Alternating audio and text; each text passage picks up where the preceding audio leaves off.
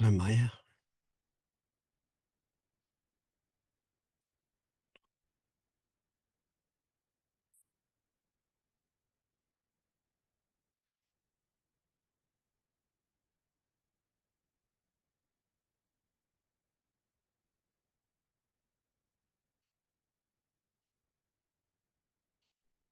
Oh, Hello.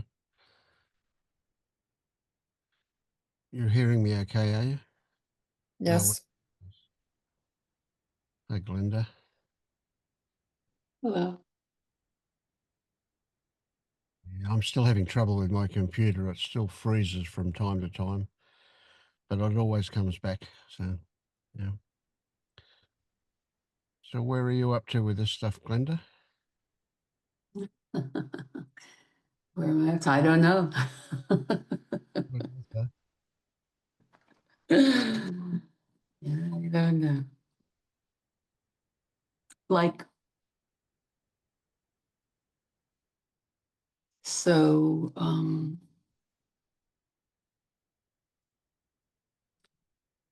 seeing the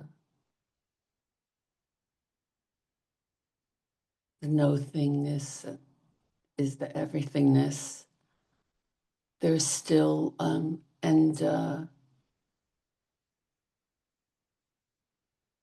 think that there's still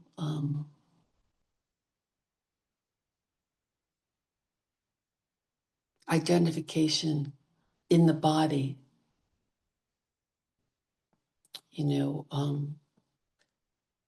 thought or feeling or anything that's happening is just seen as this. But I don't think that the body is responding the same in the Yeah. same fashion. So I think whatever is feels like hiding in the body, something hiding in the body, I would say. Something like that. And Mm. then there's this uncertainty about that as well. There's just this total not knowing, that just what the body's doing, has Mm. no meaning. So there's perhaps this echo of having it have some meaning, seeing that. So it always comes back to I don't know, I don't know. Um, So how do you feel about that? I don't know. Is that a good thing or not? no, no, it's a natural thing. It's the natural thing, I would say. Um, yes, not knowing. I think the sense of knowing is definitely an illusion because we, so to speak, we don't know anything. Mm. You don't even know if the next breath will come.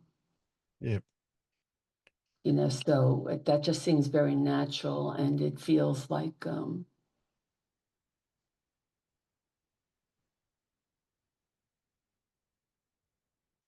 relaxing, or it feels like in a sense, it feels like a comfort. Quite frankly, I would say, Yeah. if I Huh?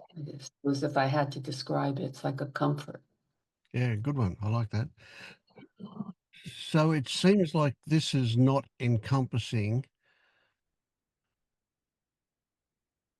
what you describe as the body still behaving as if there is an I. Say that again, please, Vince. I'm not. It didn't So register. yes, yeah, sorry, no worries at all. Just keep asking me.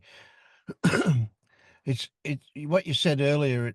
I think I heard you say that there's still a sense of, well, it appears like the body's still identifying, the body's still responding as if there is control, etc., even though there's not,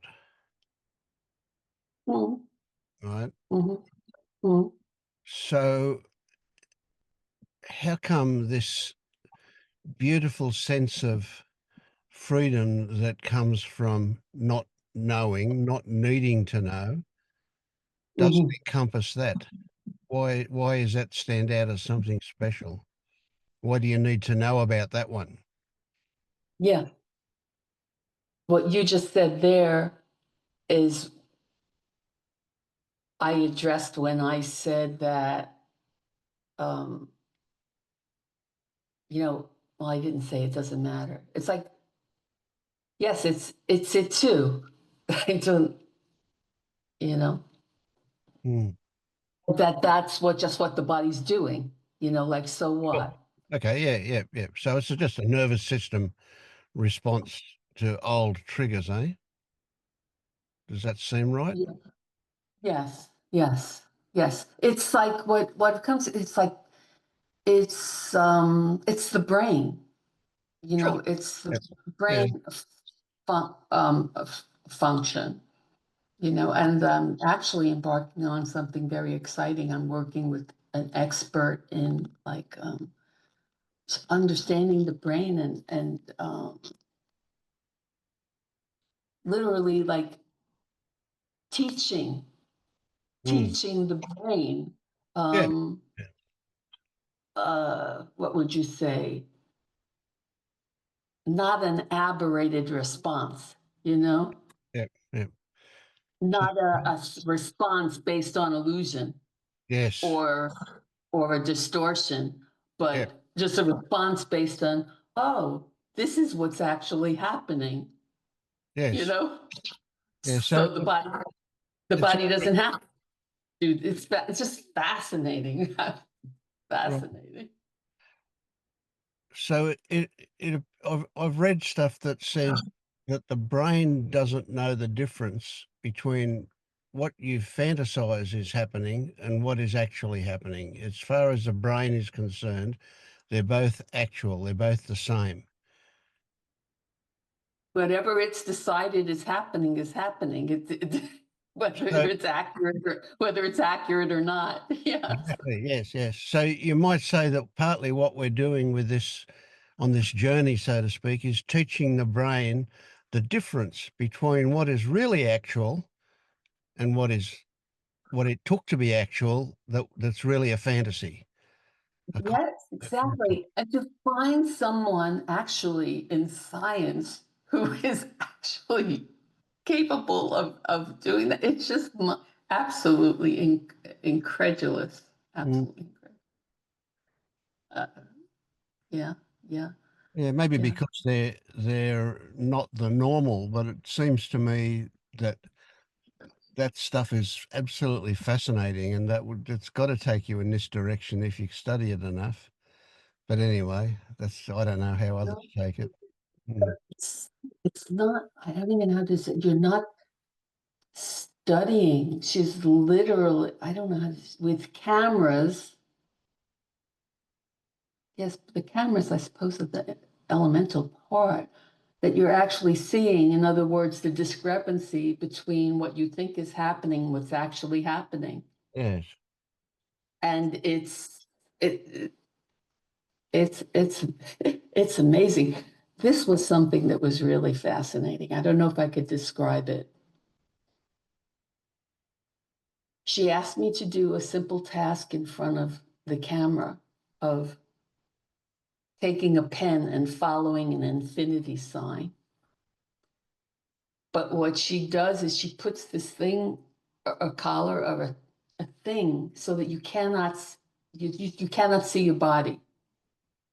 So there's no, and without that being there, I I couldn't even find where to put the pen on the paper. I was absolutely shocked. I said, what does the body, have to do it? But she says you don't realize it, but the brain it's referencing it without you, the conscious realization of it's just unbelievable, unbelievable stuff. Yeah. Anyway, yes, I have definitely the sense, I have to say, that doing what the work with working with her from a scientific end would probably create the yeah, this collapse because it's totally just showing up, just what is, you know, and removing the misconception, the illusion. It's fascinating. Anyway, Mm. that's what's happening. Yeah. So it sounds to me like you're in a good place. It seems that it's a wonderful place, yes. And see the openness, like in working with her, she's usually using different language. Um,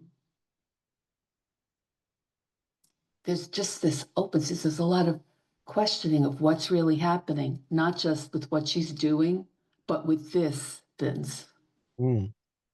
you know, and the sense of, wow, a whole, I think, new possibility of language or expression about this feels like, yes, feeling a possibility of an integration of the science of what's happening and that the resonance with this. I don't know if that makes sense. Yeah, absolutely. I have to ask you, I'm a little bit confused. I'm so I got here by receiving a an email from a Substack of writings from Marius, Oh, yes. Yep. you know. So I just want to clarify, you're not Marius. I know. Okay. We work together sometimes. Is he in Australia too? No, no, he's in Norway. Uh-huh. So I don't know why, but I was under the impression that he would be here. But I'm glad to meet you, Yep. a friend of. He does sometimes come to this meeting, so we don't know whether he will or not. Yeah. Depends what time it is there for him. So Mm. I'm the only one at this meeting today, or am I hogging the meeting? You're very welcome to do that. Um, there's three others here, but none of them have got their camera turned on, so you're the one I'm interacting with. Yes. Yes, it yeah, interact very well with the black screen. Mm. Yeah, yeah. So, could you share with me, I guess, what was your question? Where are you with this? I suppose. Yeah, Oh, you want me to answer that question? yeah, yeah, yeah, yeah, yeah. Yeah. I very quickly come to the same answer that you came with. I have no idea. I Yeah, don't. it's a funny thing. Mm. How can, it's so funny when the question or that questioning comes up, I kind of laugh at it because I say, you know, how could there's no one, how would where would no one be? Exactly. Yeah. What a foolish question. There's no way of absolutely knowing that. There's So, absolutely no way of knowing that because however it's showing up, that's it. you know, and it has no meaning. So I don't know, like as you asked me that question, is it bad or good that there's some perhaps identification hiding in the body? That's just what's happening, perhaps. And I don't even know if that's what it is. sure. Yeah, exactly. I love it. Yeah. So help me with Maya. I'm not sure if Maya expects that it's Maya that's going to wake up one day.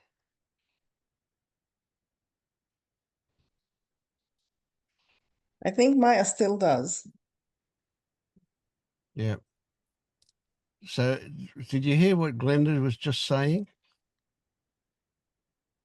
What How, exactly? yeah, that, well, it's a joke. We just have to burst into laughter at the idea that there's somebody awake. Yes, yes, I heard her. And I thought to myself, okay, I hear you, but you're not here with me.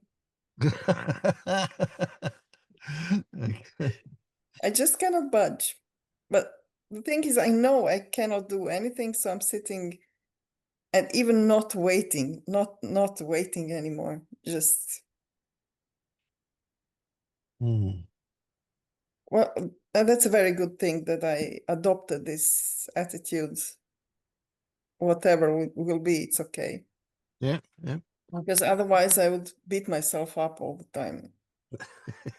So I really don't do this anymore. What is. So let's play with this a little bit. What what do you imagine? Like, make up a fantasy for me. How you can imagine that you would go from being a person, Maya, with all these characteristics that belong to that organism, identifying with those characteristics, and at some point, somehow, find yourself woven into a cocoon, and then you turn to mush and you struggle out of it as a butterfly. So what you end up with after that period of mush of being nothing but goo, what you end up with is being a beautiful butterfly, and that butterfly isn't Maya anymore. That butterfly still has the body, still has the name, still has a lot of the characteristics, but it isn't Maya. What possibly could have happened? Where did Maya go? Was she there, then went? Was she never there? What happened? How could you possibly get to be? It's indefinable. How do you possibly get to be?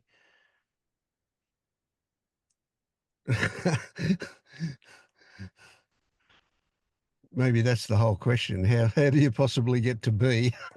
I don't. How can I possibly get to not be? Well, I don't know because I never had this other point of view. I don't know. Mm.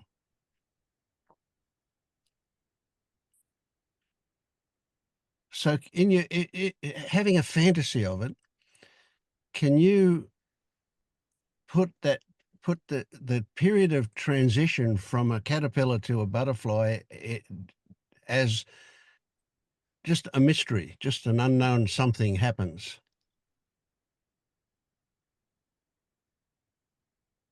Yes, and this is easy because I really let go. Mm. I don't expect it to happen anymore. It may never happen. Mm. So, It would be nice, of course, but yeah. and I'm confused now. You are talking to me, taking time into consideration. You should be someone who doesn't take time into consideration, right? Now we're talking about something will happen in the future. I don't know. I don't know. Mm. I don't know.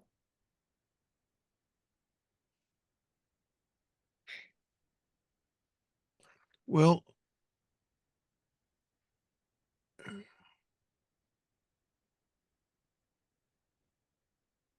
we're talking now about something that doesn't apparently exist now. Yeah, it doesn't exist now. And then we can say, pure fantasy, maybe one day it will. Yeah.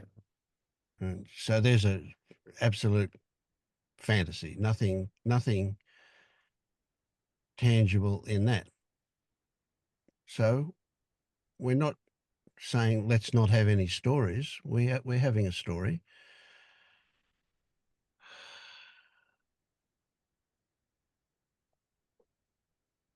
But somehow that fantasy can have tendrils, threads that come out that that come out and touch what is actual,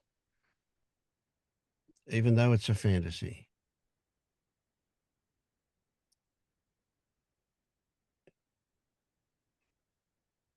How you will experience that, who knows whether you will or not even experience that, but you may. You know that we might say it resonates, and that's what I'm talking about. There's that feeling of there something.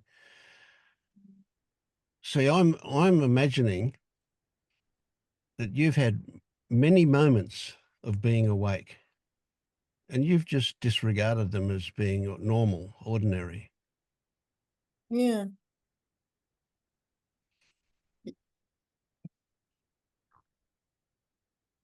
Because maybe because there were moments yesterday that I suspect being awake, but I don't know how being awake is, so I don't recognize them. There are whole sequences now where I enjoy watching things unfold, me doing things, just doing things, not me doing things. Mm. Like making movements and really moving without putting a lot of importance on who is moving. It's enjoyable to watch. Mm. Just making myself a tea is like dancing. Yeah. So I suspect this might be Would something. you could you say, would it be accurate to say that those moments appear like there is no identification when they're happening? I could say, They're a bit more objective. You're looking at them rather than living from within them. yes, yes, yes.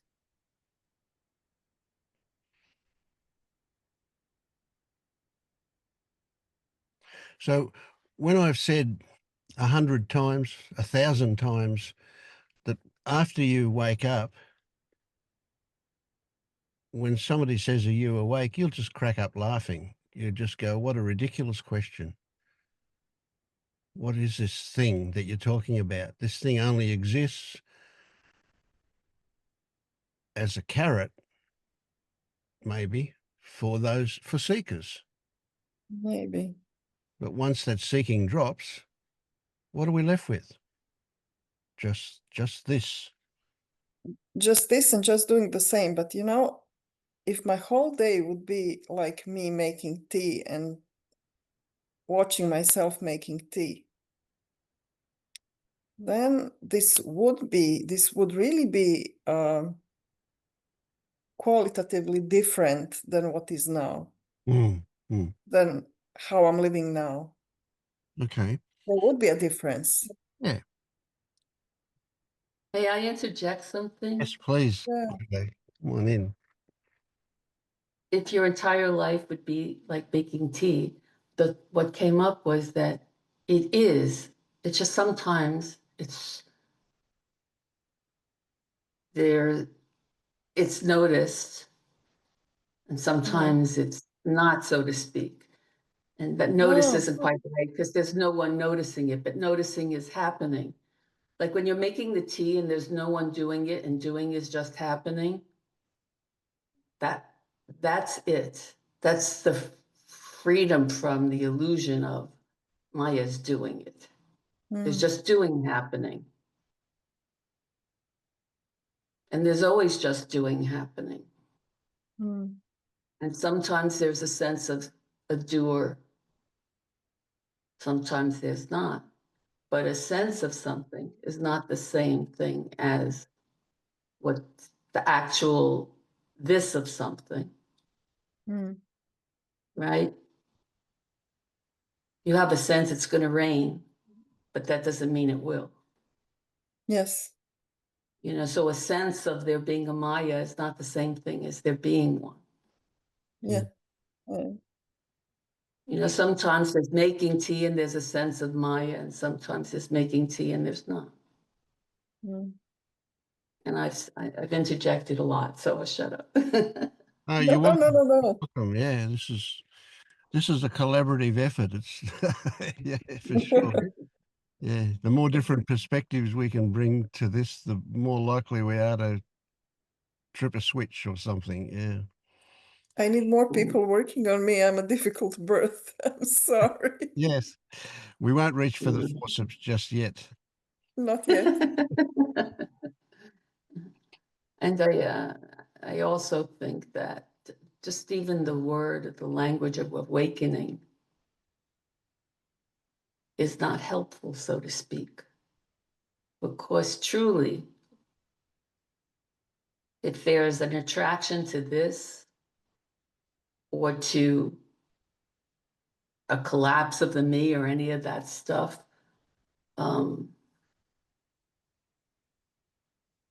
it's clear there's no one to awaken. So that word, I think, almost perpetuates an illusion of something happening.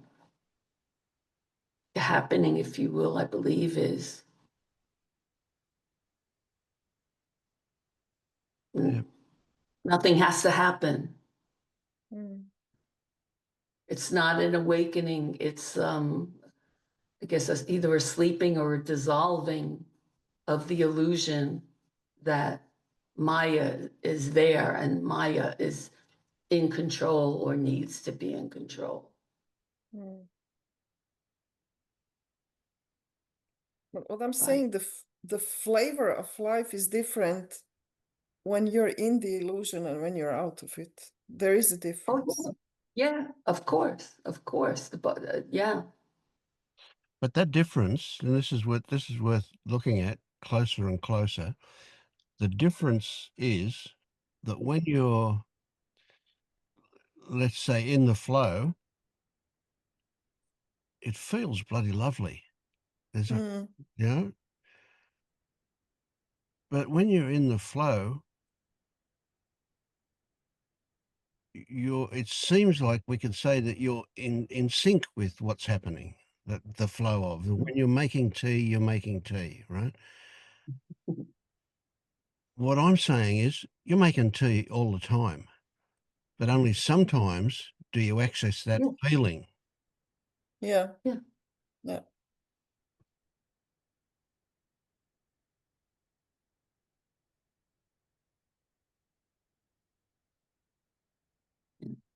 There's always just making tea.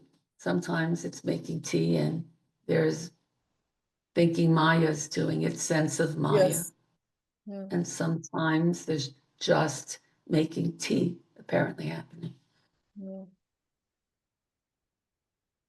I think I get it. It's a matter of um well, I really know it's not conscious, Right. but it's a matter of letting go. It's not me letting go, but this body, this collection of circuits that is me is a very cautious one. And I'm Mm. entering this very cautiously as I'm, I don't know, when I enter in the ocean, I do it very consciously, very, very cautiously. When I drive, I'm very cautious. This is me. This is this. I have a question. Can it be that cautiousness is appearing Yeah, it can be. and that that's what's happening? There's no Maya being cautious. Cautiousness is appearing or happening. Yes. It's all that. And it's It's leading what all, is going to happen and how it's going to happen. excuse me? And it's leading what's going to happen and how it's going to happen. It's part of the Yeah, scene. yeah, yeah. It thinks it knows. It wants to know. But But, what about, sorry, Glenda, you go. no, I was going to say just the need for certainty Yes. is is the characteristic of the illusory self. Yeah. And so what I'm going to say is that when you learned to be cautious, there was an active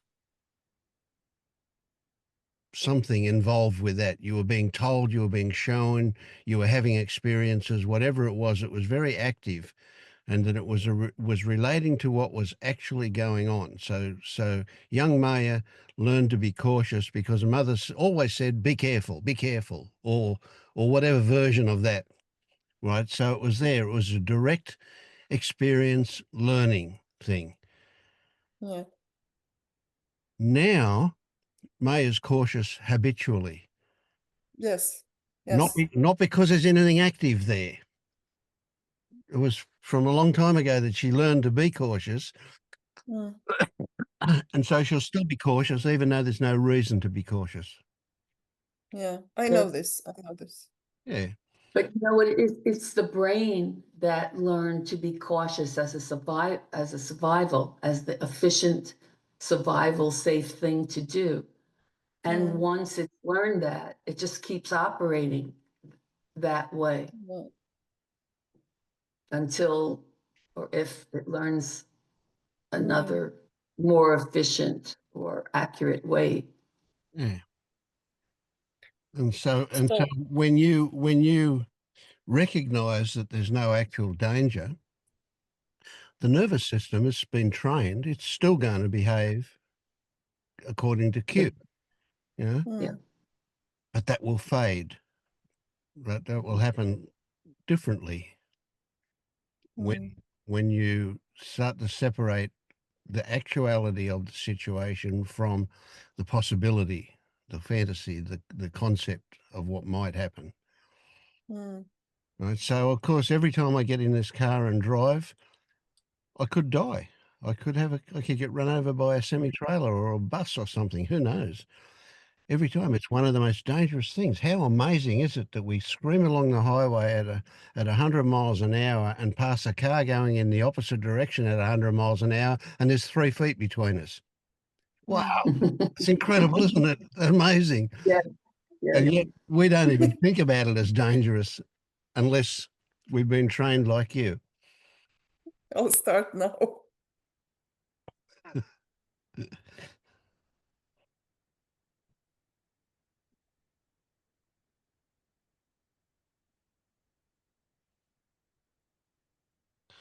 So what I'm saying is that the nervous system catching up with what you know, there's Mm. always a lag. Yes. But it will catch up. It will. Maybe not Yeah. 100% even, but who knows? But Mhm. you can expect that nervous system reaction, and that's what we're really referring to when we say a sense of self. Mm.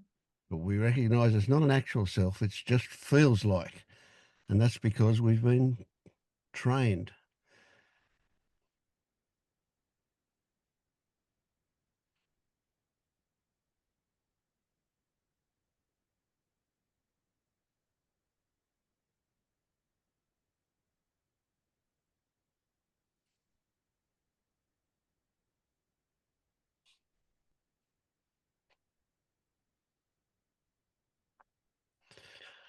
So is it when we get enough brownie points to trip the scales and we shift across and start looking at the world from not from uh, the old way, not from an asleep perspective or however you want to term that. Do we it's like there's not a linear progression from not to Mm. Mhm. not, Mm. right? But there's at some point the story changes from I'm not awake to I can see that I wasn't awake. Yeah.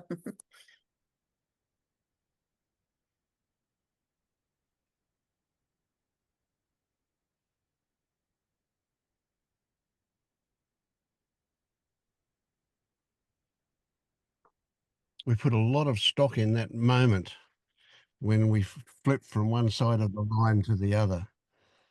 And that's what really is responsible for most people having weird ideas about what it's like to be awake because they, I don't have one to point to. no, No, some people I think do that. They can say like when, but well, I do and I don't. But the first was I was in spiritual thinking. I was actually at a,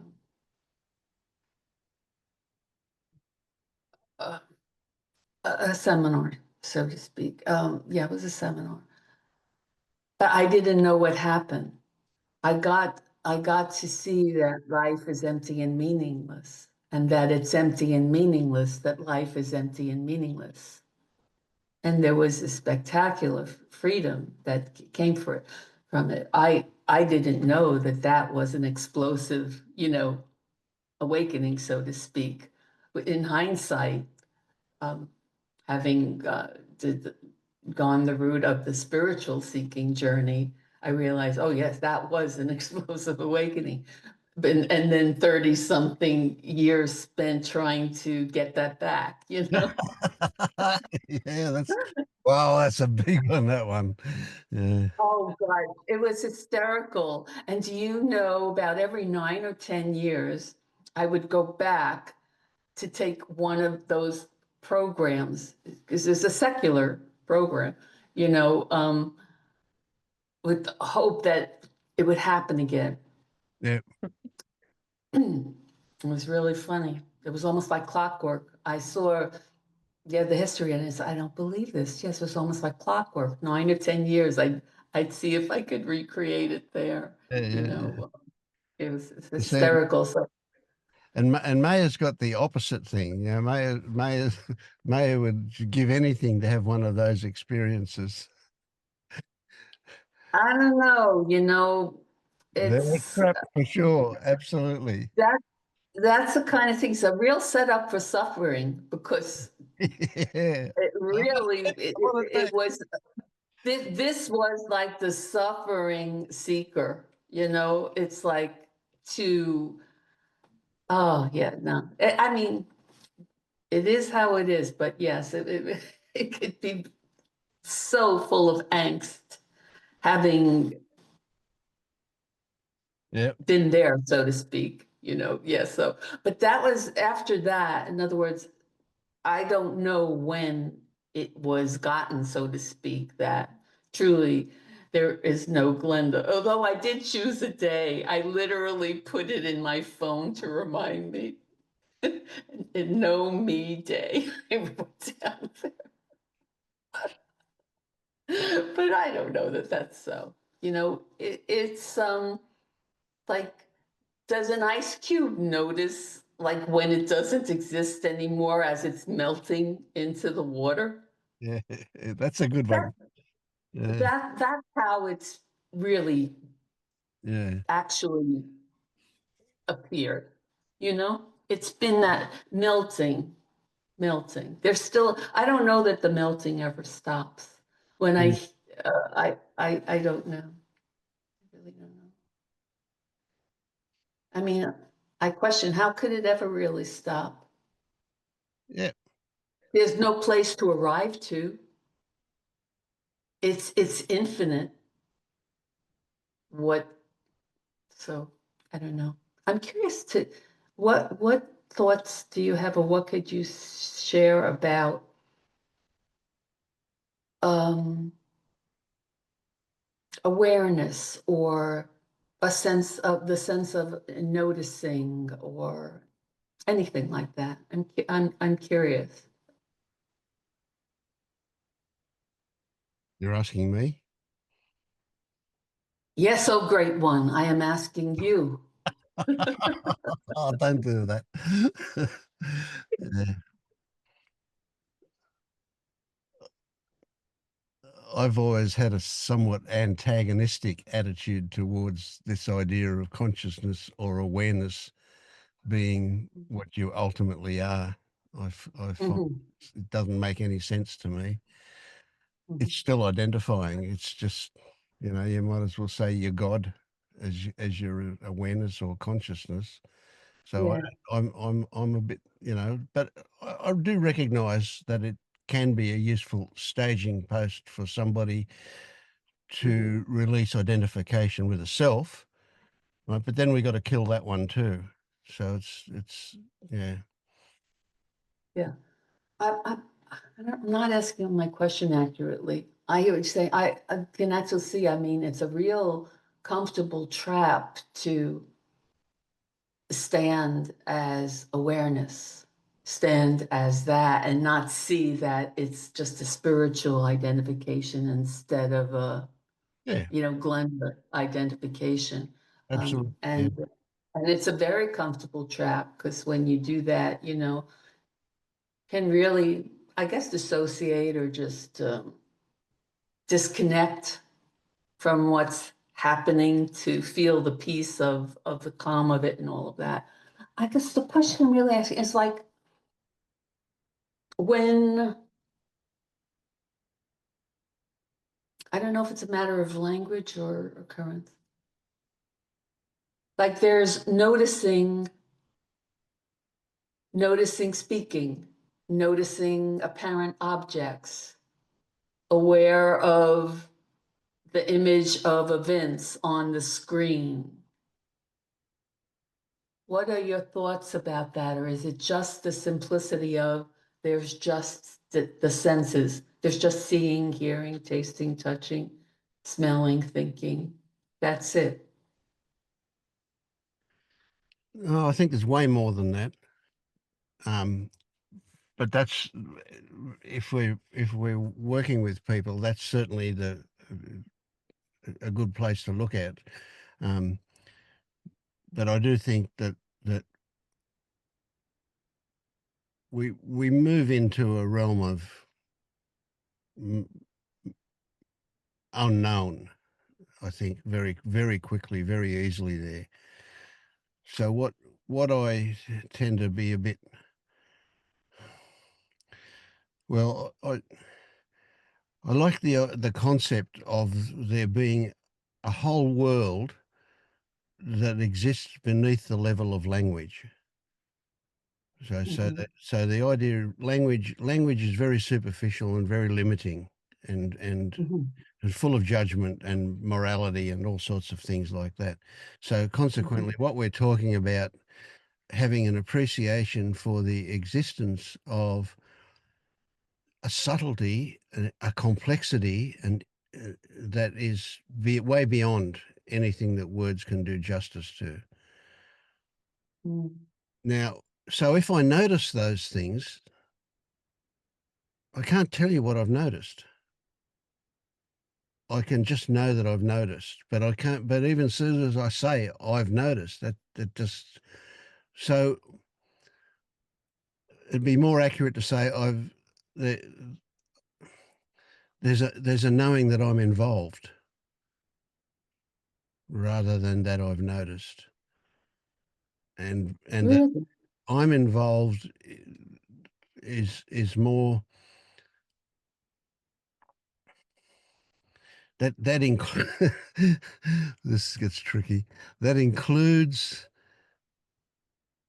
that that the I'm part of that sentence, I'm involved, is that this organism or whatever comes out of this organism um, is objective in the same way that in the apparently other stuff like a tree or another person or something else is is not me. Well, this is also not me in that sense. So that involvement is more like a just a recognition of. Yeah, it's really this thing. Yeah, I've been pondering this a lot. Like, I suppose if you, let's say, we, so to speak, do our best to um, not believe that there are actually things there, you know, actual objects there. They just appear to be. In other words, awaring, there's noticing. That's what's apparently happening. It's very interesting. This thing that you're having difficulty articulating, really been pondering it with, wow, what is that? What is that? I'll tell you, I'll refer to some, when I'm doing the work with, I love it. One of my friends called it my brain repair. And so when I'm doing the brain repair work, I just started working with, um, directions are given. You know, some of the directions were to move my toes or foot a certain way, you know? And so there was noticing that obviously when that instruction is given, move your foot this way, move your foot that way. There was like a disconnect with, it's not my foot, Mm, but obviously something was moved when that was said to me. yeah. There was a response to it. This you that doesn't exist was moving the foot, you Mm, know? And there was this, but there, I can't find one. What is that? You know? It's amazing. It's funny how, um, I suppose doing the science end of this brain programming or whatever that we're talking about, you know, like this the neural stuff is thrusting or making the not knowingness so apparent in a new way. It's just absolute, you know.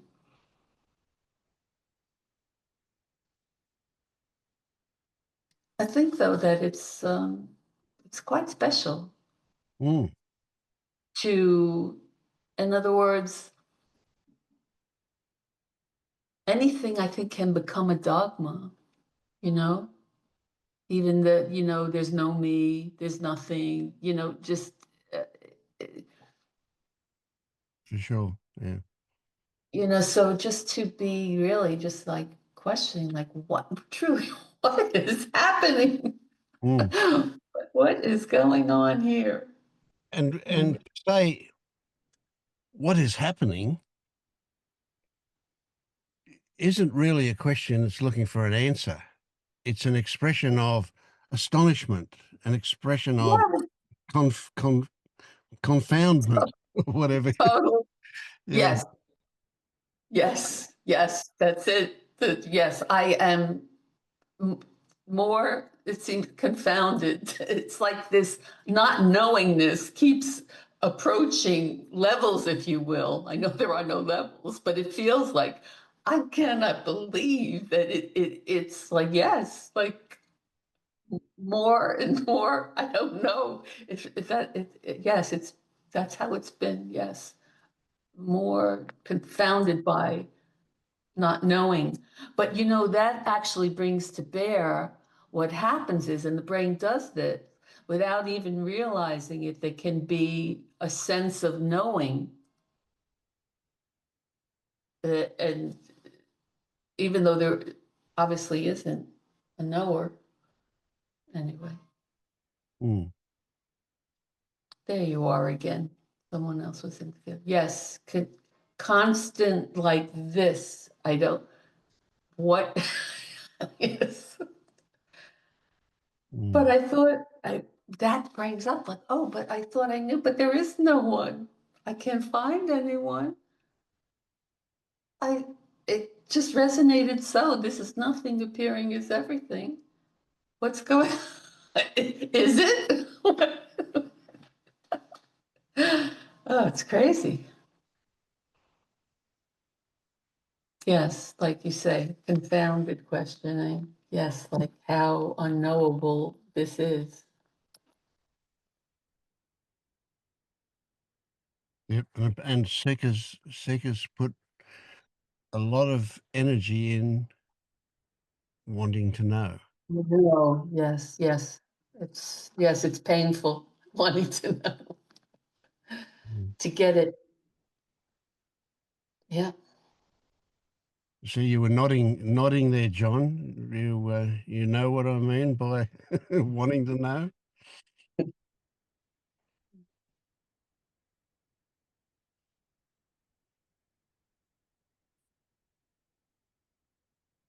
The thought that nothing to know and no one to know it.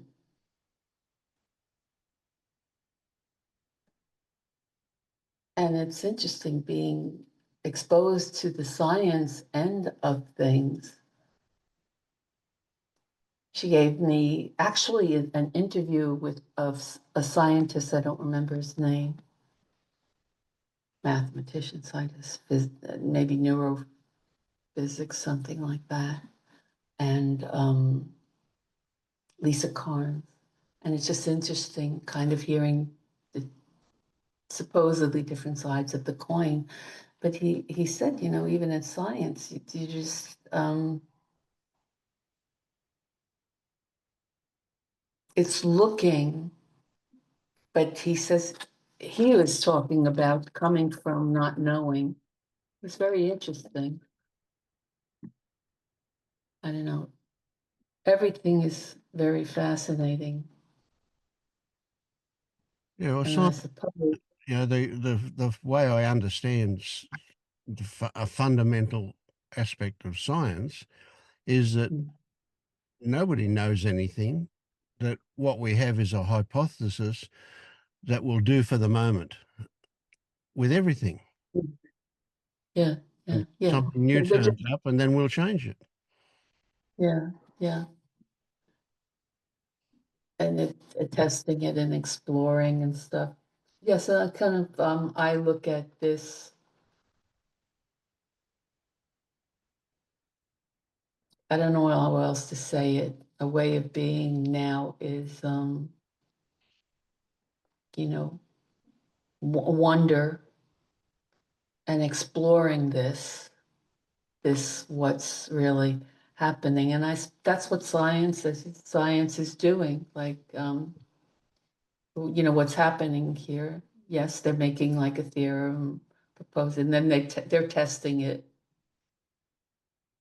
But yes, there are always new theorems because there's no end. Yeah, There is no end. I was thinking that was a different expression of seeing infinity through with the lens of science as opposed to this, you know. Yeah, but yes, I love the way yeah, confounded. Yes, confounded by it, like the infinite nature of not knowingness is just yeah. Can't be contained, no, yeah. especially by words. That Mm. and yet that seems to be a measuring stick. Yeah. But I I tend to think it's important the language um, that is used. Oh, I think so too. You know, the more just like the more that it's referred to as and believed, I this, me this, when you actually all that's being spoken about is the body Mm. or the activity of the body. Um, Obviously, in language, we use those words, but there's a difference between using them and believing them. But I do think it points more to truth the more that in speaking, let's say in a forum like this, instead of talking about I this, I that, as though it is a me or I, you know, to just look at what's appearing, what's Mm. happening, you know. Um, I think it could shift something.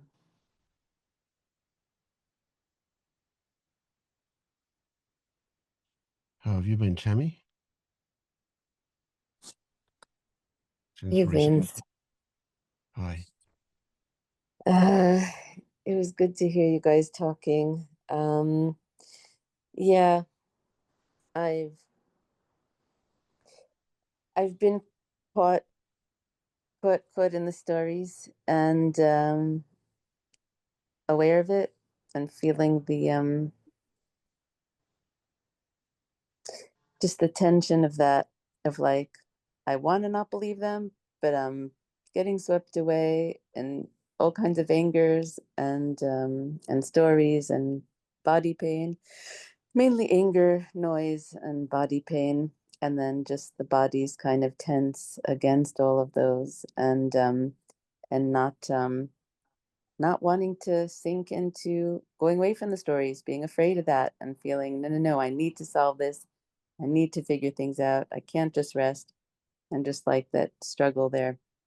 So just the mind keeps going with the stories and the anger and the triggering and I'm seeing it and burning up and wondering why I won't just let go and yeah, so that's where I am. I'm sorry to report. I'm sorry I can't report that I've been better and seen through all my thoughts and decided not to follow them.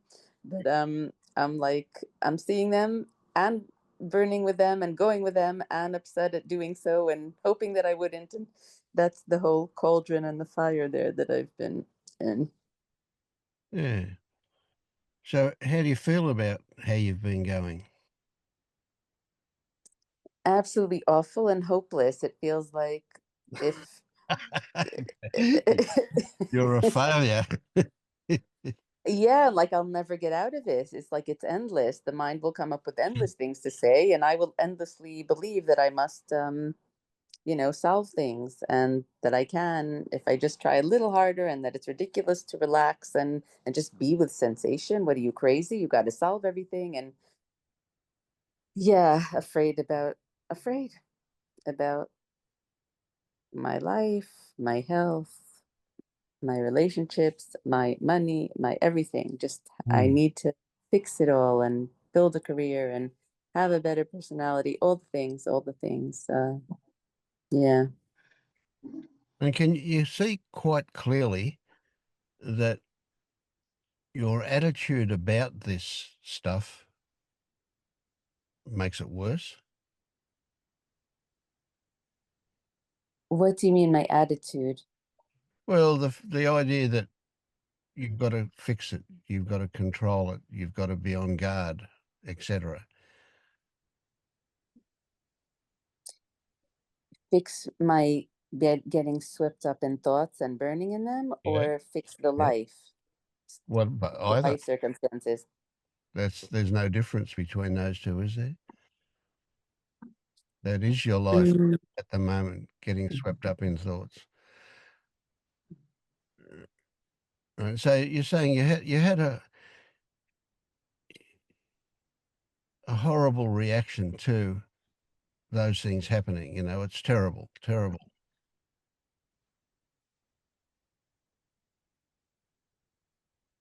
Does that not shout out to you that you get what you expect? I don't quite mean that the way it rebounded for me. Um, But expecting bad things, expecting problems, expecting trouble adds to whatever's actually going on. Do you get that?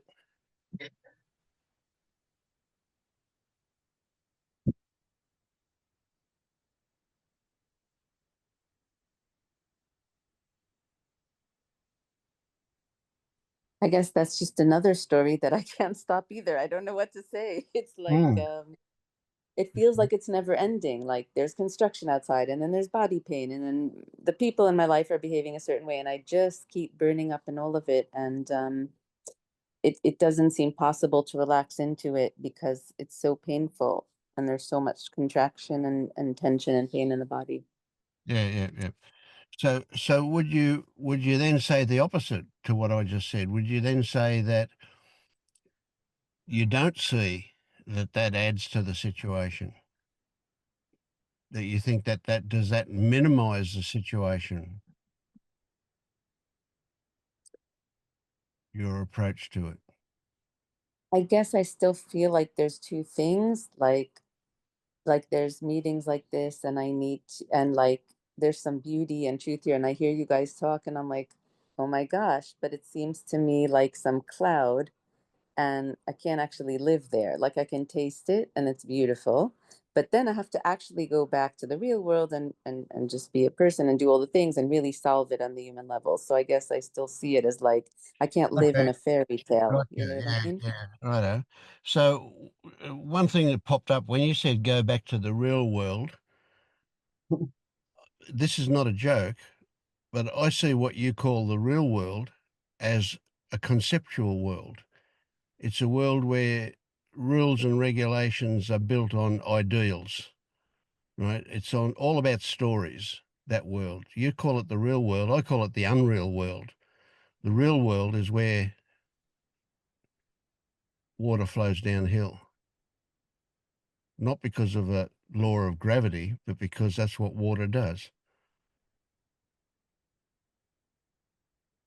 See the difference? I see it as the unreal world, and you see it as the real world. Now, I'm not saying you're wrong. I'm just saying, yeah, we're just talking about the words we use and how we relate to it. I guess let me clarify with you. To me, it's like what's real right now is the body has intense sensations that I call pain. There's really loud noise outside, which I feel, I need to get away from. And then there's thoughts about people that burn me up, and I get kind of swept into the anger of that.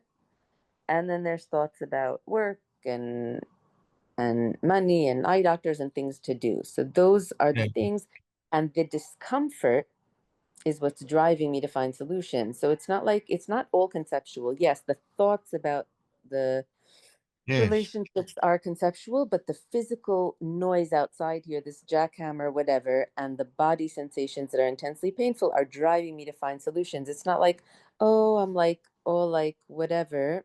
I woke up Yes. as a Yes. whatever, Yes. and it's just thoughts that are driving me. It's Right. also the I physical get that. discomfort, which is So intense. Yeah. in those things that you listed out there, I was seeing all of it is as actual, as real.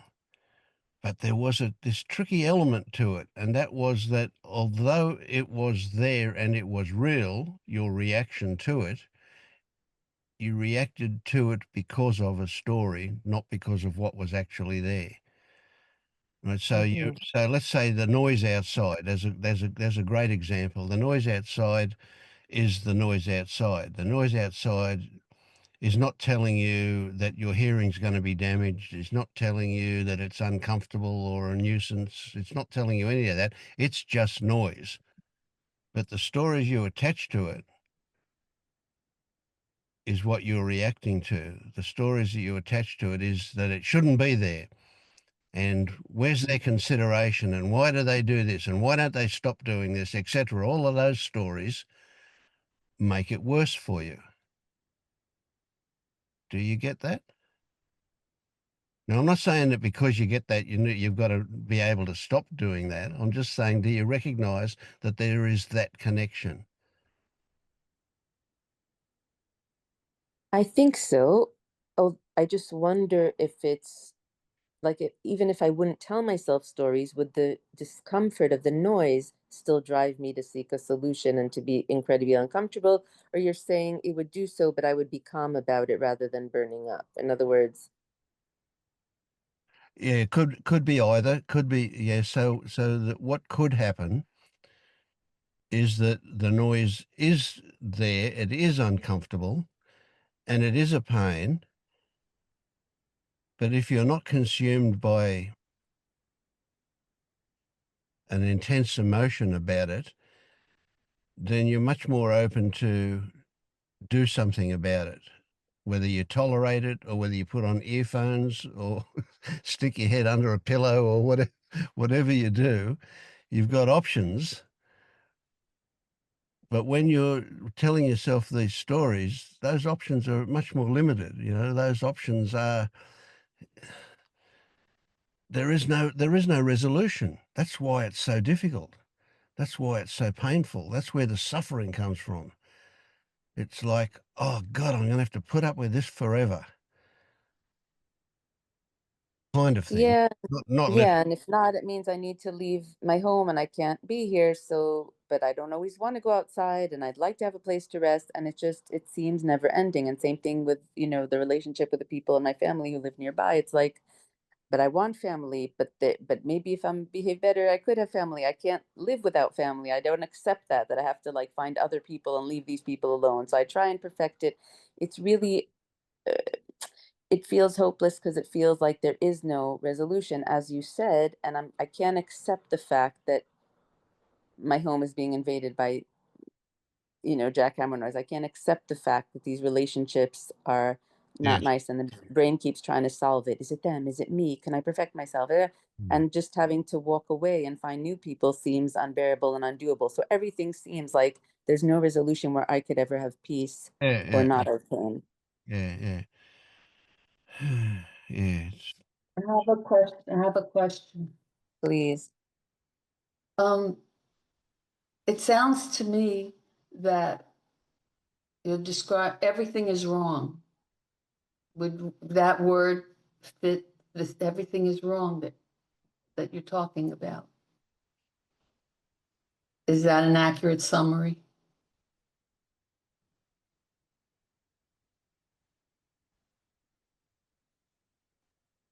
You would not be wrong. Okay, so everything is wrong. Everything is wrong. What if everything wasn't wrong and it was just those things happening and it wasn't wrong? How would that impact? If it wasn't wrong and it was just happening, do you think that there'd be the same reaction to it all?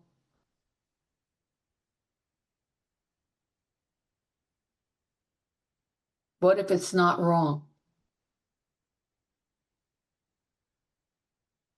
So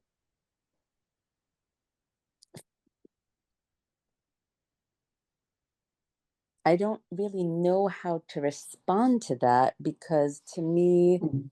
how can I live in a world where I'm in such pain, where I look around and people are screaming at their kids and telling them nonsense? Like everything seems bad and wrong and painful, causing pain. And I don't know how to just be okay with all of that and not call it wrong. Well, isn't that what's causing the suffering? That you're being right about everything being wrong.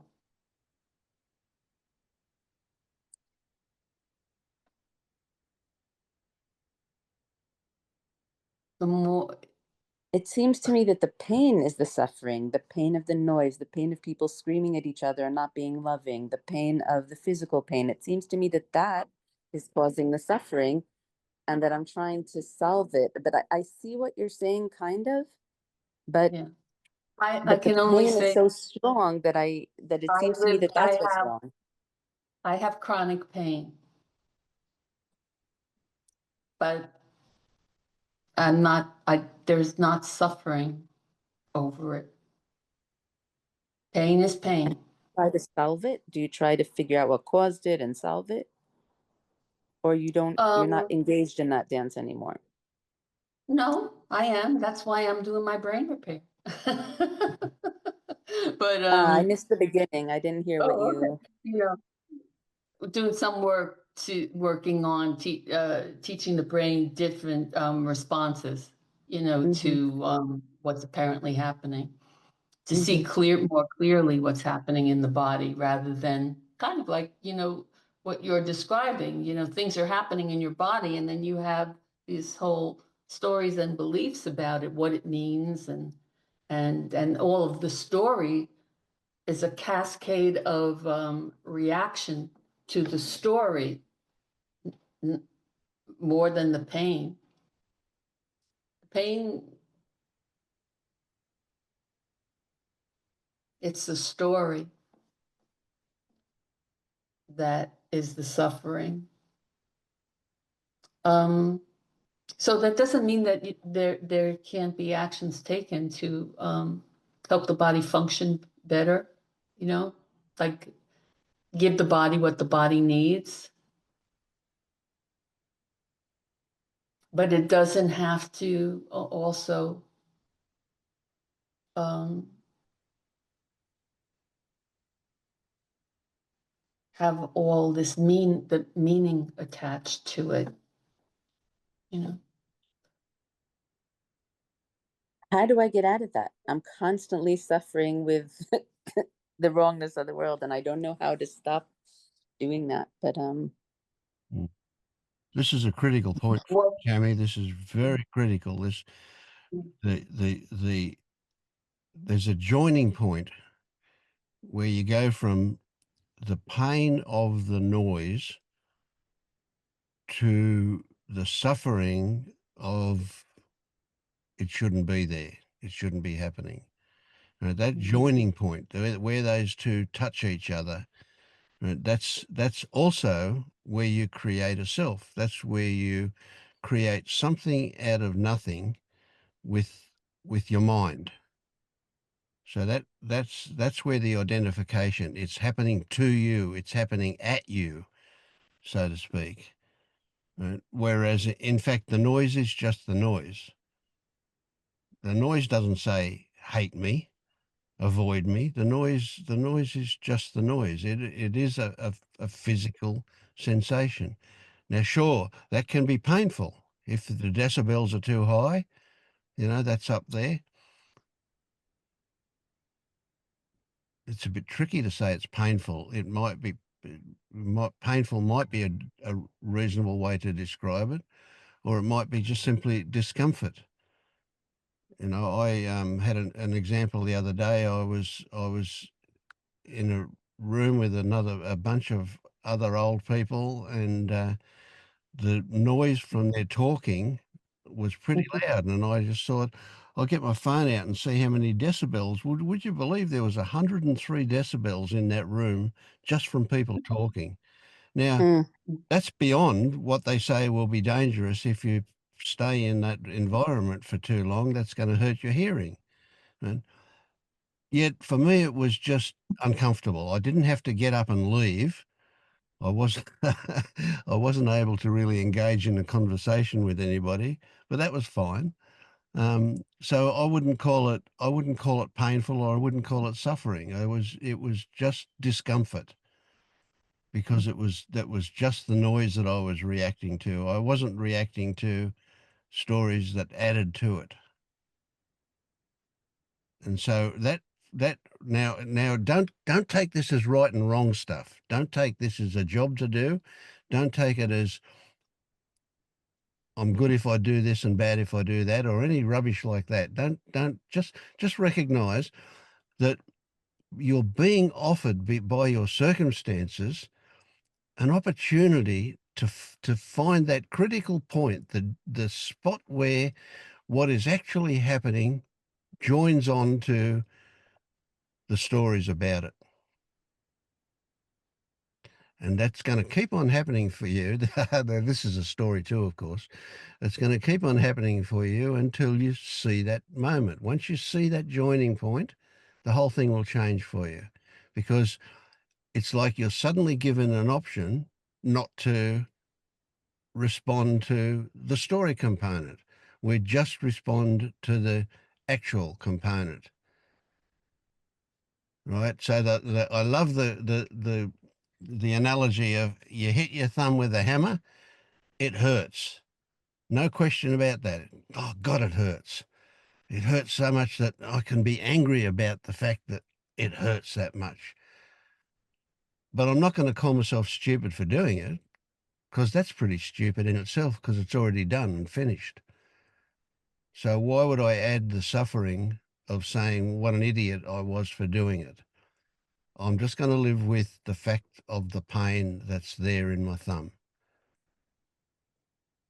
Yeah, and I guess I'm stuck in a world where I feel I'm constantly either Yes. getting hit with a hammer or hitting myself with a hammer. And like, sure, once a day I could not call myself an idiot or not be mad at the world.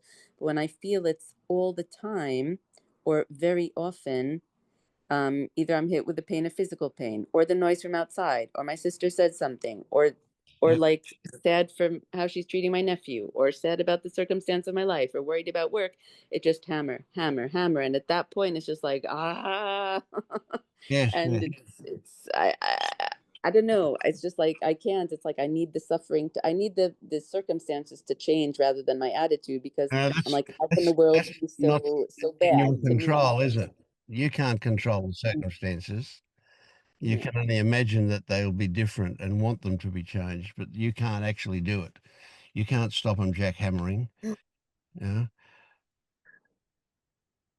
Now, And I here's seem to a not. big one. Right? You do sometimes see exactly what I'm talking about. There are those, you have those moments, Yes. right? But you're passing them off as ordinary and not giving them the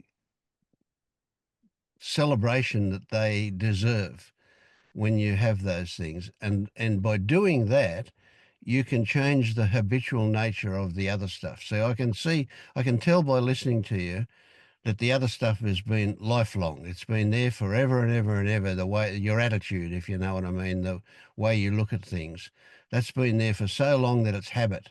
And so the nervous system is going to keep on throwing that stuff up well after you recognize the reality of things and you don't need to. So when they do turn up, it's important that you don't then go, oh, this means something. It's just a nervous response that's been triggered. That's all. And it will happen less and less and less as you get better at it. But noticing those moments is a really is a key way out of that stuff. Celebrate those little moments that you do have and make a big deal out of them is much more likely to make them return, to have them again. This is a bit of a trap too. Vince, Yeah. Vince, one of the couple, this happened on Monday or probably Sunday for Tammy, but you were talking about softening. A couple of Tammy, there's hope, because you can laugh at yourself. You just laughed when Glenda asked you before, and you laughed, and you did the same on Monday. That's a really good sign. Vince was talking, and you were talking about softening. And that's another sign for me, is that there are times, usually after we've talked a bit and you've got stuff off your chest, the nervous system's kind of calmed down a bit, and you laugh. I think that's an example for me of what Vince is talking about. Thank you. I appreciate You're that. not taking yourself quite so seriously. That's the thing, that I take myself deadly seriously, and I I'm know. literally hell. And on the other hand, I'm laughing at it all as it's happening, and the whole thing is just, and I still keep.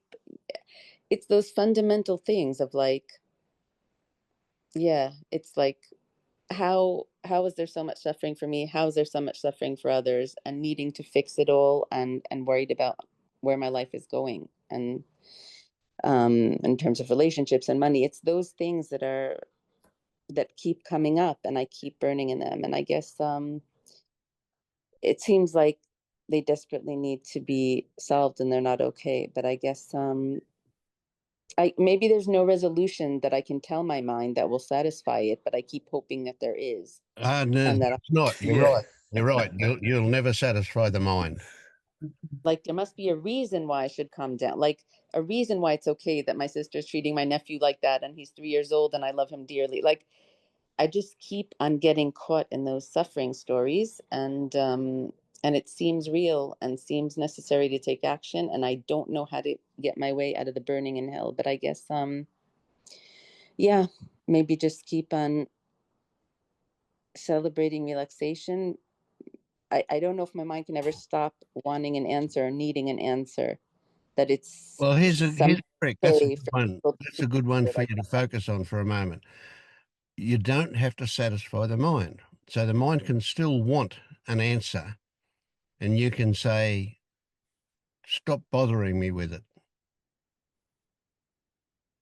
All right. So you're not stopping your mind from wanting an answer. You just recognize that it's not going to happen.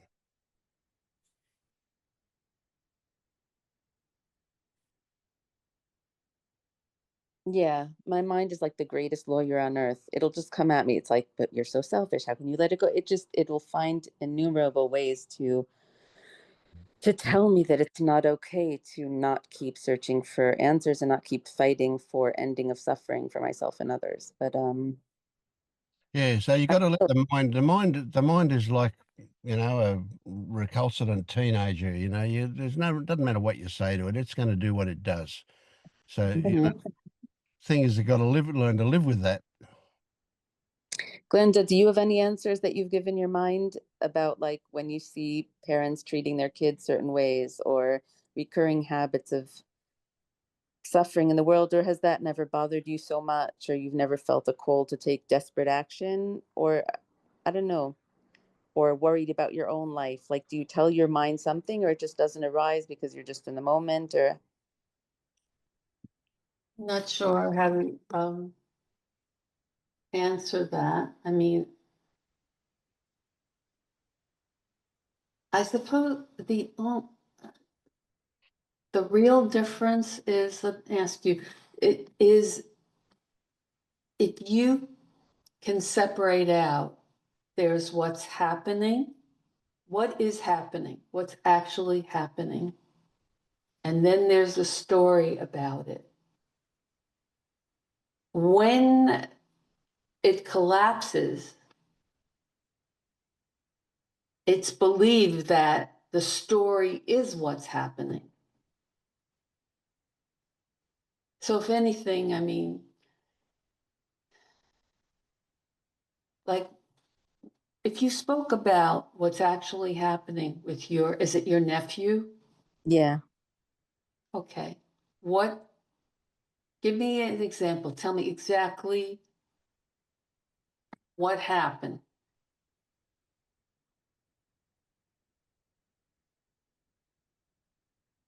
there's two levels. One is very, very body oriented, so it's like bedtime issues, food issues, constant No, that's talking about, you're telling me a story. So what happened would be his mother spanked him for spilling the milk. mhm. Um, they're using the Ferber method for his sleeping, and he's crying for hours. That's just that, that's what's happening. Anything else that you have to say about it is a story. Now, the Um, stories will happen automatically. The key, if you will, I think, would be being able to separate out or distinguish what's happening from the story about it. Right. The story is they're narcissists who are ruining his life. They gaslight, they lie, they don't acknowledge the reality. She's perpetuating the same cycles my mother did. They Yeah, they lie and and make you then of crazy. course it's Um, horrible. That's yeah, horrible. Yeah. That's horrible, you know? So if I was watching that, what's happening, there would be, I guess, a part that I feel bad for the child, you know? Mhm. But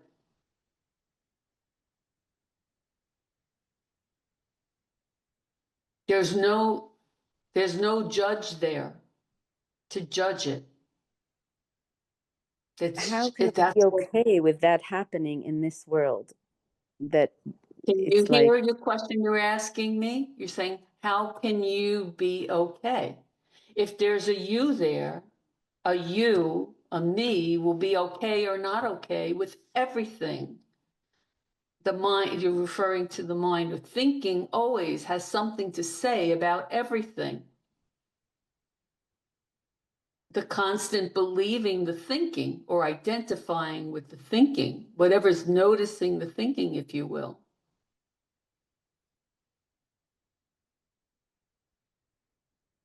That there's no judgment.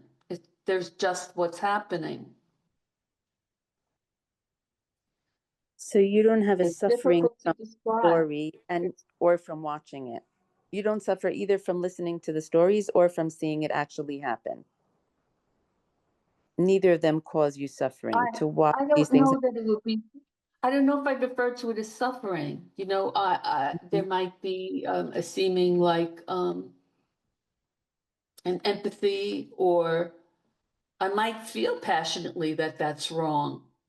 I guess, but underneath that, it's just reacting. It's like, so what? Does the universe care what my opinions are? Obviously not. It's still happening. Nobody's listening to your the opinionating that's going on there except you. Supposed you. Like imaginary you is listening to imaginary you. But this isn't.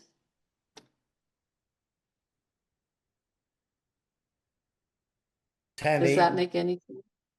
Tammy, can I say something? Yeah. Um, look, sometimes we get into these conversations and you're putting your head on the chopping block, and it sounds like maybe none of us struggle with this stuff. But I can tell you from here, I have struggled with exactly this stuff. And not that long ago, and I'm 71, I live with a son who's struggling with addiction.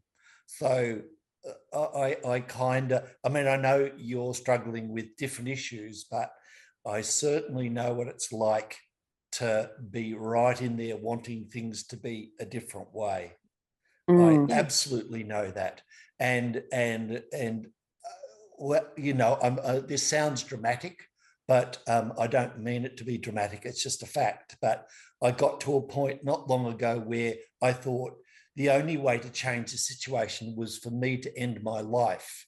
So that's pretty extreme, but it really underlined for me, you know, if I kept going down that track of wanting him to change, I do kind of want him to change for his own sake, but if I needed him to change for me, then I was probably, you know, it's just a path of suffering. So right now, and I'm not saying I'm going to be there forever, but right now I'm in a place where I don't need him to change, which is not to say that I don't respond to the situation. I don't sometimes get pissed off with him, that, you know, all of that kind of stuff. But so all I'm saying is that, look, it can seem like you're the only one struggling with this kind of stuff, the stories we tell our stuff. And I'm just here to say you're not. You're definitely not. Is that okay? Yeah, thank you for sharing. And Yeah. basically just saying your suffering enabled you to let go of one of the stories or one of the needs or whatever. Well, at the moment, I'm able to Yeah. stop trying to change him, to want him to change. Yeah, which doesn't mean I don't react. You know, if he doesn't do anything to help himself, I still have reactions come up. But a bit like Glenda was saying, and why I am attending these meetings, and Vince reminds me, and other people on the meeting too, is I go to what is happening, I go to my body, I go to, you know, that softening stuff that Vince was talking about a couple of days ago. All of that helps. It's no ironclad guarantee that I'm not going to get sucked into the story I do, but those things are helpful. Yeah, to go back, what is happening here? My son is, you know, there are dishes from last night that he said he'd do, you know, well, I don't even say that. There are dishes that need washing, you know, and yeah. And I just observe the stories coming in or not. And I find it really helpful to go back to the body. Where in the body am I feeling that whatever's arising? But yeah. Thank you for sharing. No worries. One of the a technique that might be valuable for you, Tammy, is to, when the thought turns up, to ask the question, are you reacting to what is actually there, or are you reacting to a story that you've added to that? Right? You can look at the language that you use when you look at the situation. Is it just a description of what is actual, or are you using words that have judgment involved in them? Are you using words that express an opinion? Right. So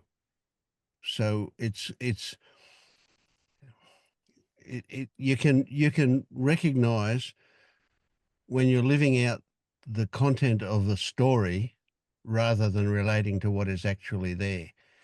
Now I get it, it's not a clean and easy thing to differentiate between those things. So it's okay, you see that the way your nephew is treated, and then you imagine how he's going to end up, and that's what you react to. Now you may be absolutely right about how he's going to end up, but that's not happening now. That's just a story about what might happen. And even if it's a really good story and it's 99% likely to happen, it's still not happening now. What's happening now is you're seeing an interaction that you don't like. And that interaction is triggering stuff in you that's you. It's not about your nephew and his mother. It's about you. And that's what you're responding to. So you might as well say, instead of saying, don't talk to him like that, you really should be saying, don't talk to me like that. But you wouldn't be saying that to your nephew's mother. You'd be saying that to your mother probably, or who knows, but regardless. So anyway, just there's a possibility that you can be clearer about what is actual and what is a story if you just look for description for what is actual, because description is not going to put a worth on anything. It's not going to talk about what it means. It's only going to be about what is actually there. That's just description. And all the other stuff that you react to is how it's going to end up so terrible. Sometimes As all those lang- reactions sorry, just go, Glenda. No, I was just going to say language can actually be a pointer for that. Adjectives are story, and verbs are what's happening. You can actually see it if you even write it down.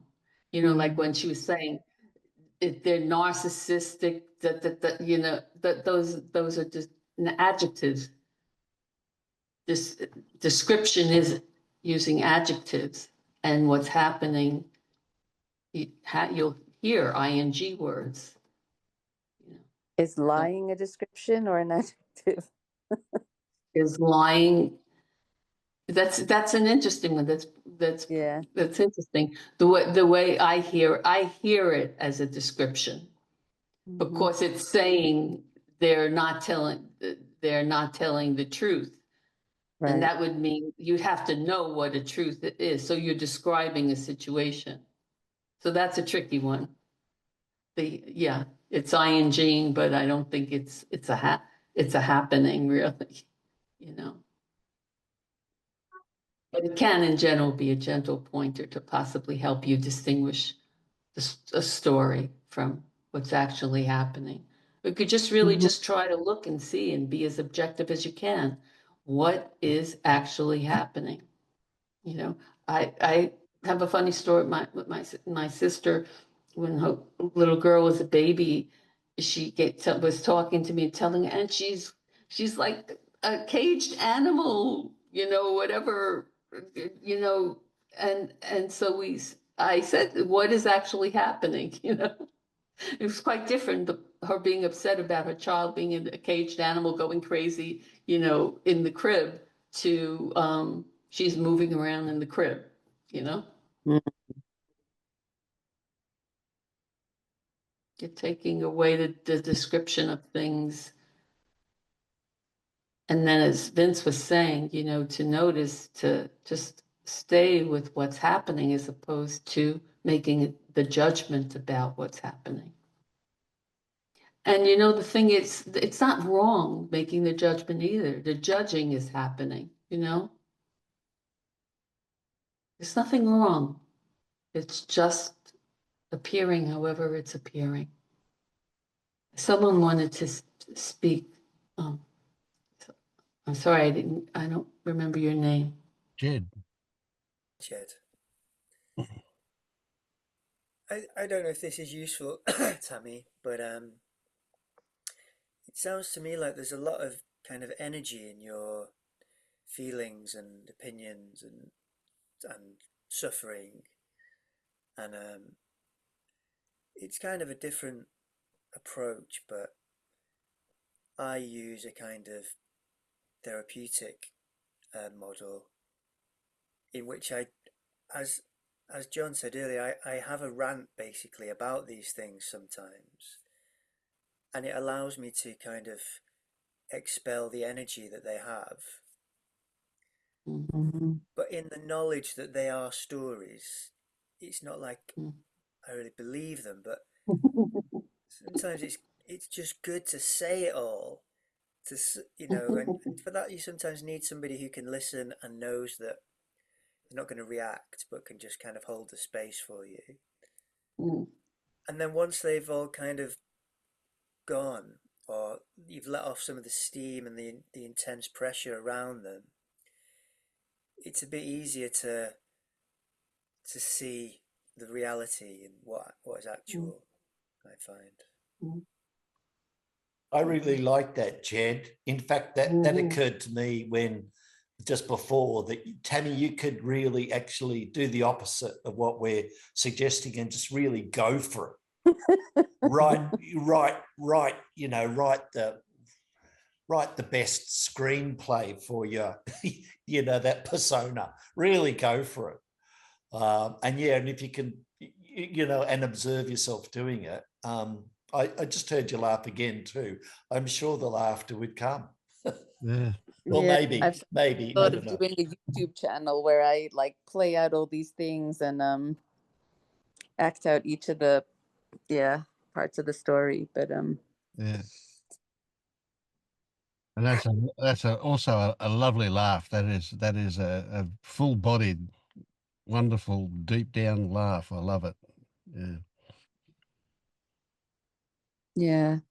Well, thank you guys. I just I was gonna say I hope my mind will one day decide to stop doing these things, or that I'll decide to stop believing it or something, because it's a never ending cycle. But Well, and it's just let's hoping reframe that a that, little bit. Let's say, yeah. instead of saying let's hope your mind stops doing it, let's say let's hope you get to the point where you don't give a shit about whether it happens or not. Yeah. Yeah.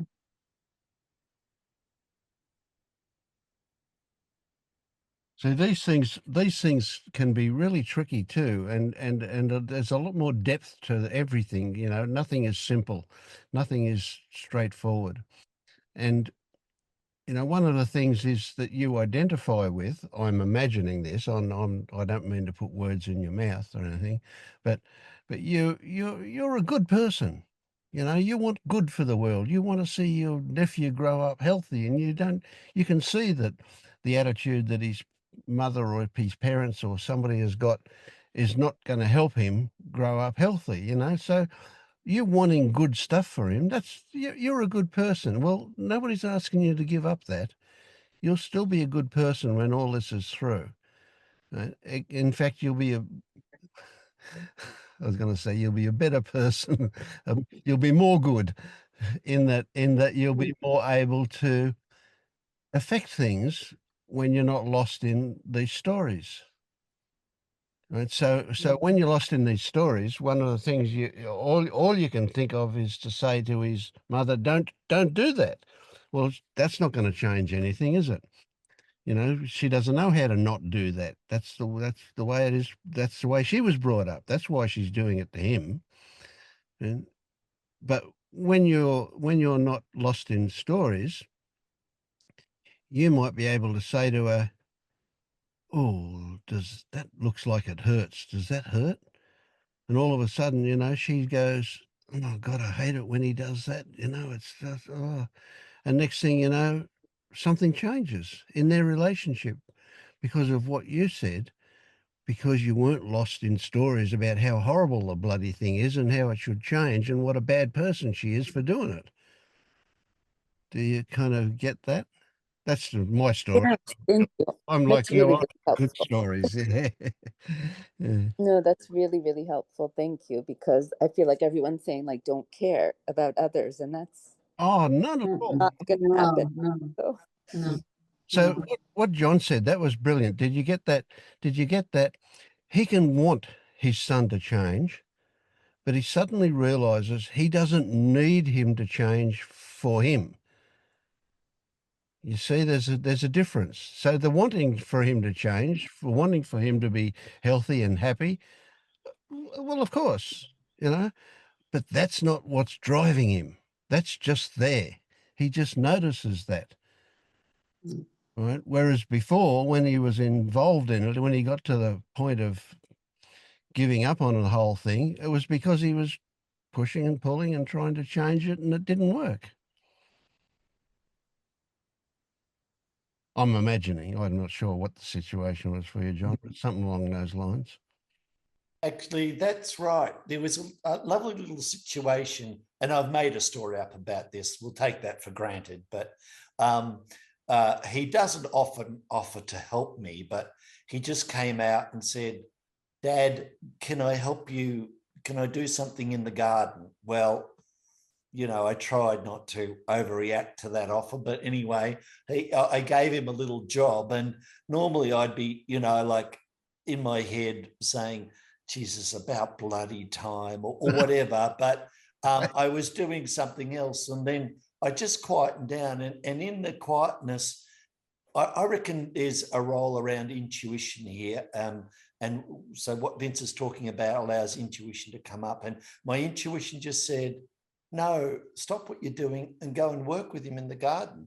And we did. And it's not, there was nothing transcendent or magical, but it was the right thing to do, I think, you know, and that only happened because Yes. I'd quietened down, you know, Yeah. and something else was able to come up. And I think that's an argument for what Vince was saying about calming. And I think Glenda's talked about this mind stuff. I've done a little bit of work around the nervous system and calming the nervous system down. And I think there's a lot of good stuff that you can do around that, you know, around calming the nervous system down. But that was a lovely little story just for my own benefit that, you know, yeah, unexpected things can happen. yeah, that's beautiful. Mm. Yeah, thank you all. And Vince, you really brought me to tears because I think you touched on a very important point for me. This whole thing has been feeling like I shouldn't care about my own well-being or my life or about others. And but if I can be more effective, then that can be a driver for me to get out rather than further into the anger. So thank you. Thanks. Oh, Tammy, you're so welcome. Look, I just imagine you're a person with a huge heart, you know, just let your heart calm down and lead you down the right place, good places. Yeah. Thank you all. Thank you all so much. And thank you, Vince, so much. Thank you. And the anger isn't wrong. Mm. It's not wrong. Wait, I thought it is wrong. Now I'm confused again. Anger, it's just energy that needs to be expressed. So Mm, as I loved, yeah, you know, it's funny. Sometimes you can't put words to it, but I think it was John, no, Jed, perhaps, who was saying, you know, in other words, let it happen. It's happening. You know, ride the wave. You know, do something else with that energy. Yeah. that That made just a lot. let the energy do what it's doing. You know, this that it won't the if the anger isn't wrong, it's just like moving through the body. You know. Yeah. If it's suppressed, that's what causes issues in the body. Suppressing the emotion, suppressing energy, gets stuck in the body, causes disease. You know, but no, it's not. You know, I think that the beauty of this is that there isn't any judgment about what's happening, and all range of emotion or thinking or anything is it possible. And without the judgment,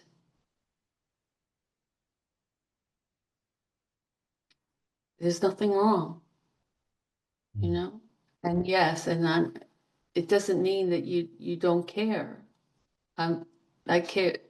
There's a sense of very deep caring for people, you know?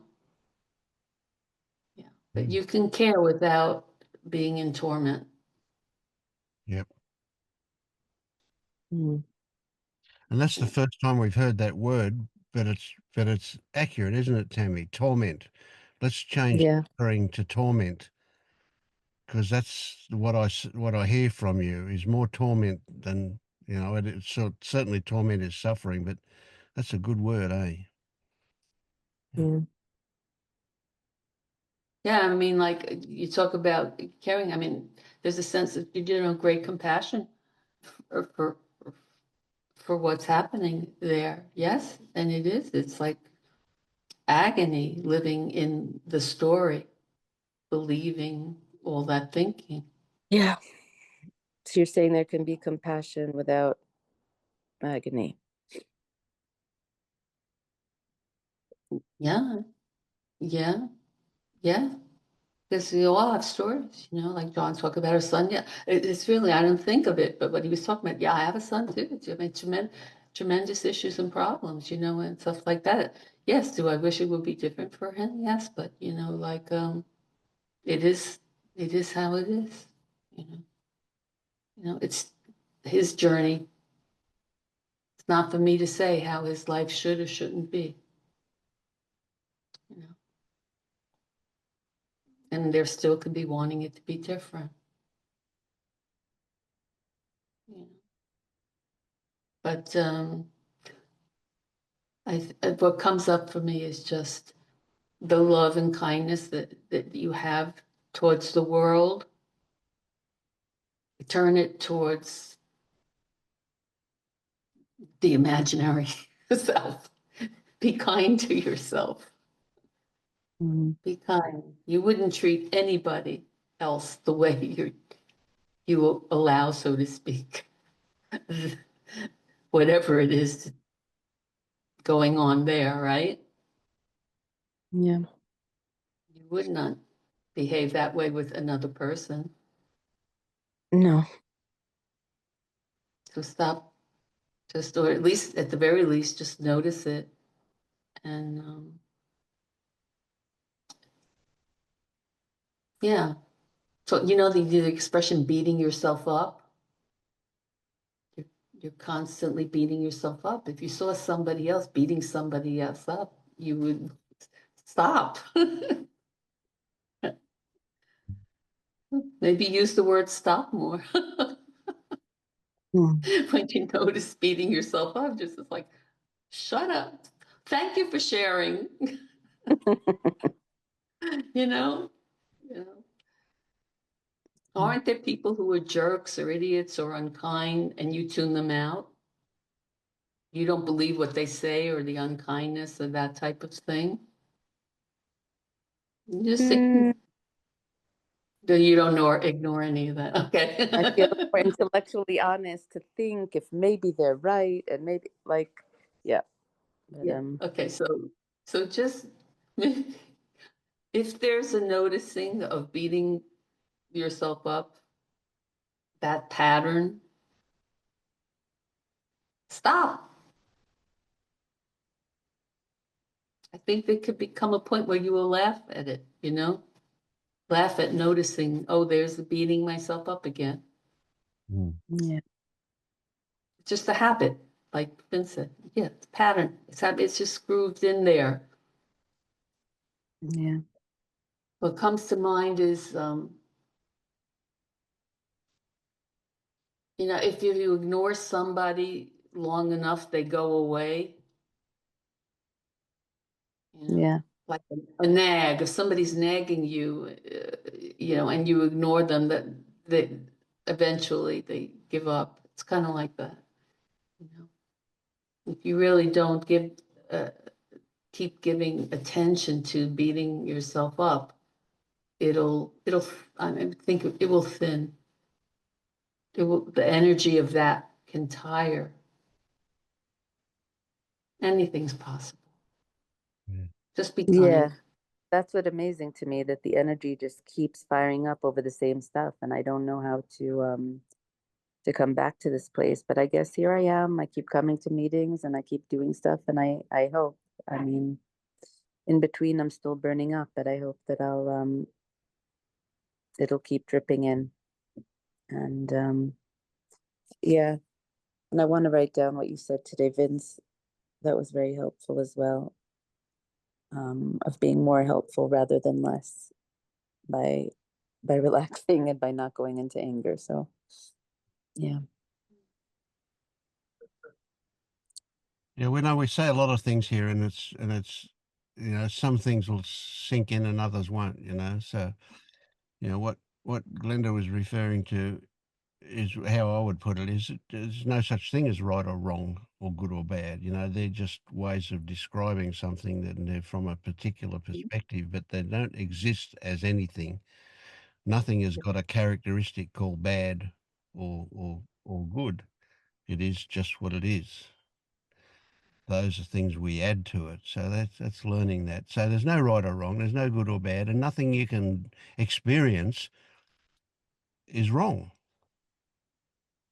It is just what you experience. It's not even the way you interpret it. But that's what you've got. That's all you've got is how you interpret that experience. But it is what it is, and it has an objective nature that you can hook into rather than a subjective nature, which is your connection to it. Sammy, Tammy, you've changed noticeably since we first started talking. Things are happening for you, even if you feel they're not. Yeah. Thank you. I appreciate that very much.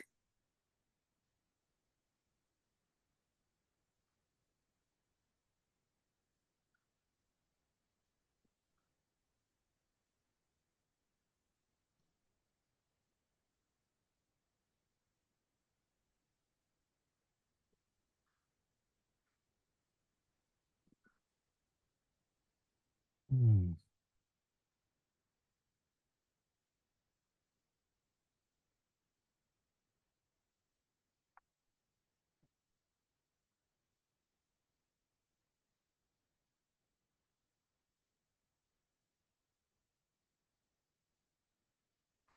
I'm glad you turned up, Glenda. Your help has been great.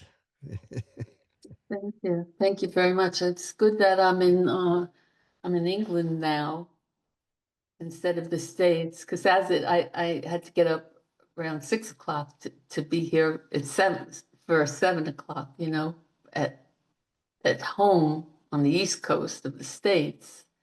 It would be another 5 hours earlier. Oh, so in the middle of the night. Yeah.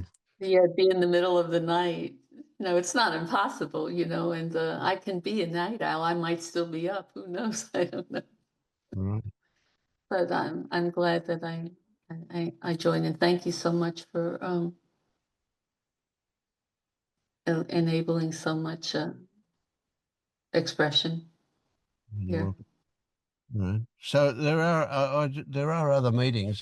There's actually 4 a week, but one of them is for paid Substack people. And so there's 3 other ones at different time zones too. So what if I add your email? I can see Glenda at Doctor, Yes, that's it. That's it. Yeah. and then you'll get Yes, Claire. notified of these things. Wonderful. Yeah. Thank you. Yeah. Thank you. That'd be nice.